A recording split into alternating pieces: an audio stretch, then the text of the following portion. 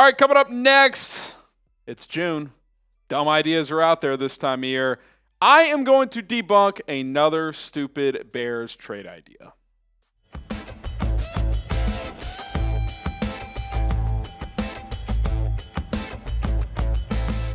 My name is Harrison Graham. This is Chicago Bears Now. Bleacher Report put out an article naming one player that each team should trade this offseason before week 1. And Andrew Billings was the player named by Bleacher Report. He is entering the final year of his current contract, coming off a season in which he tore his pec and missed the final 9 games of last year. Gary Davenport said this, quote, "The role moving forward for veteran nose tackle Andrew Billings is unclear. The 30-year-old has missed significant time in 3 of the past 5 seasons, including 9 games a year ago with a torn pectoral muscle."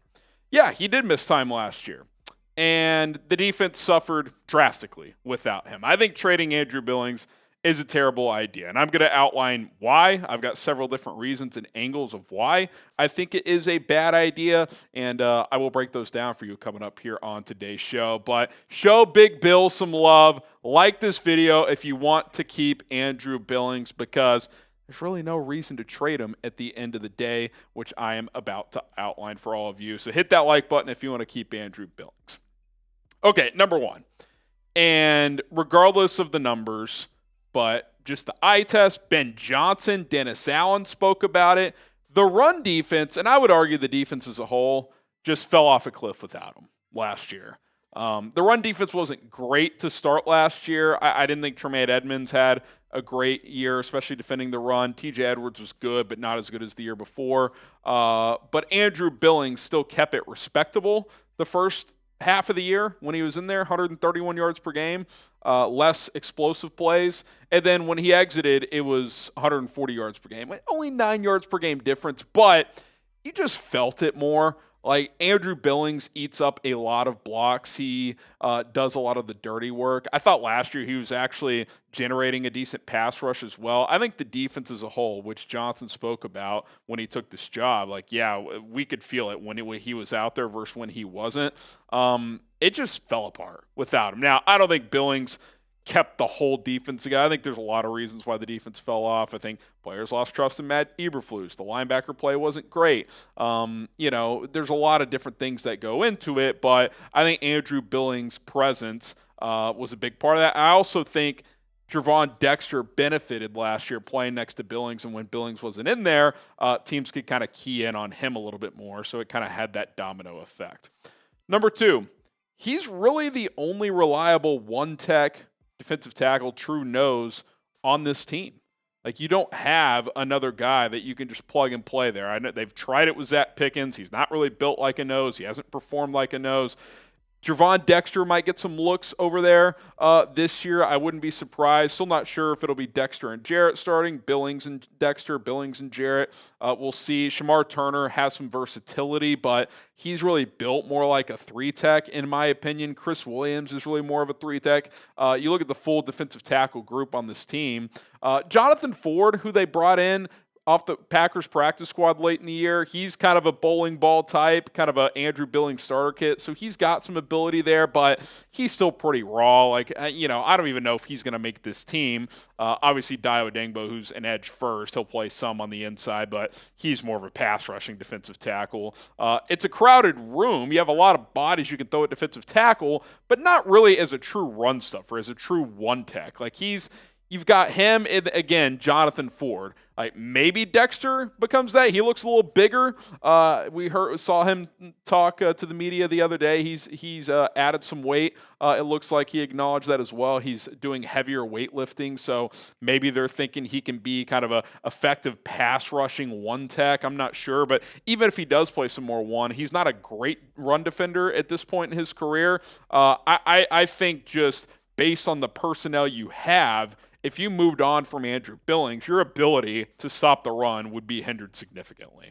All right, get yourself a Caleb Williams jersey today at chatsports.com/Caleb jersey. Only $100 right now, limited time only. Still a few jerseys in stock for you guys, so pick one up right now. Link is in the comments and the description. Chatsports.com/Caleb jersey. Okay, number 3. He's cheap. He's a good player that could start, be a backup, rotate. He's what's the word I'm looking for? Selfless player, and he doesn't cost a lot of money. His cap hit's $3.2 million for the season. They tendered Chris Williams for $3.2 million. I like Chris Williams. Andrew Billings is a much better player. I get he's coming off the injury, but that is a cheap contract. It'd be one thing if he was making like $10 million coming off the injury, and you're like the player, he's good, but $10 million is kind of a lot for a guy who's been a little banged up. $3.2 million, even if you miss 4 or 5 games, that's still worth it to me for Andrew Billings. And then lastly, what would his trade value even be? Just trade Andrew Billings. Again, I get you have a lot of defensive tackles, but you don't really have many other than Jonathan Ford, who prototypes as a one tech who can stuff the run. But even if you did, and you just needed to get rid of a body because you have too many at the position, what are you getting? Late round pick swap? Again, I'd rather just keep Andrew Billings, even if his role is diminished. Let's say Gervon Dexter does become this big-time player who can stuff the run and Billings' role diminishes. Okay, he's your backup one tech for $3 million. It's fine with me. I'd rather have that than a 6th-round pick, a 6 for a 7th swap. I don't think some teams call on giving you a 4. If a team calls you and gives you a 3 or 4, yeah, we'll say goodbye to Andrew Billings. I don't think that's going to happen. He's 30 years old, coming off a torn pec, who's been a bit of a journeyman before he settled here in Chicago. I just looking at all this, and I get these national writers are trying to come up with a player for each team. I'm not saying it's easy, but Andrew Billings was not the right choice for Bleacher Report. The contract's team-friendly. He serves a role and a specific purpose on this team. They need his presence because they don't really have another guy that fits his prototype. There's really just no upside. Again, if you could get a day 2 pick for him, awesome. But I don't think there's a team in the NFL that's giving you a day 2 draft pick for Andrew Billings at this point in his career. And by the way, if he goes out there and has another good year, he's not going to cost a lot. He might even be back next year. He could be a guy you keep for a while, even as he ages, his role diminishes because he's not going to cost a lot, but there's always going to be a role for a guy who could stuff the run and eat blocks like that. So, would I bet on him being here long term? Probably not, but I'll keep him at $3 million this year, see how it plays out versus trying to squeeze a 6th or 7th round pick for him. I just don't think the juice is worth the squeeze there. All right, what say you? Should the Bears trade Andrew Billings? Get involved down in the chat below. Type T for trade or K for keep. Go ahead and give us your thoughts when it comes to Andrew Billings. And just to recap, some of the reasons why I would not trade him. The run defense suffered, and I think the defense as a whole suffered without him. Don't take my word for it. Take Ben Johnson, who is a pretty smart offensive guy, and notice that it was easier to move the ball when he wasn't on the field when the Lions played the Bears last year. Only reliable one tech on the roster. He's cheap, and be frank, you're not going to get much for him in a trade anyways. My name is Harrison Graham. Appreciate you guys for tuning in to this episode of Chicago Bears Now. We will be back soon with more content, so subscribe and bear down.